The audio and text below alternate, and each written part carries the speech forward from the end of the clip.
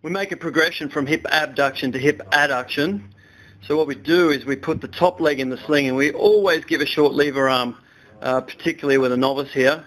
The adductor muscles have got a small attachment point to the pubis, and we've got a nice, comfortable, fairly broad, long sling underneath just above the knee there.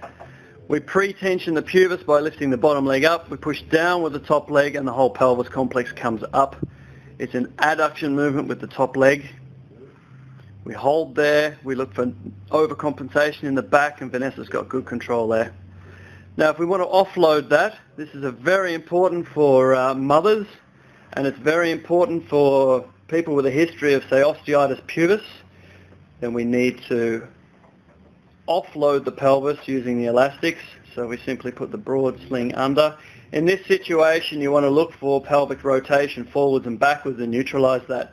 So if Vanessa has a tendency to fall backwards, then Andy will just tilt her into forward tilt a little bit, so he can lift the elastic that's on the bottom side, and by lifting that it rotates her right hip forward and neutralizes that position, and her body says, okay, is that where you want me to do it? And the synergy between all the muscles attached to the pelvis start to reorganize. So the idea here is to push in the sling, not lift the pelvis. Instructions are very important.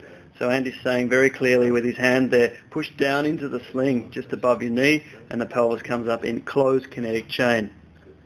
Very, very similar to what happens when we're walking. As Vanessa improves, he takes off the elastics progressively, little bit by little bit, and the brain says, oh, okay, I better recruit more motor units here. I better get more muscles actually working. And as she completes that successfully with each repetition, the brain learns to optimize the movement with no risk of injury whatsoever. Very, very important for postnatal exercise. Not pushing too hard, but pushing enough to stress the body so that it actually changes.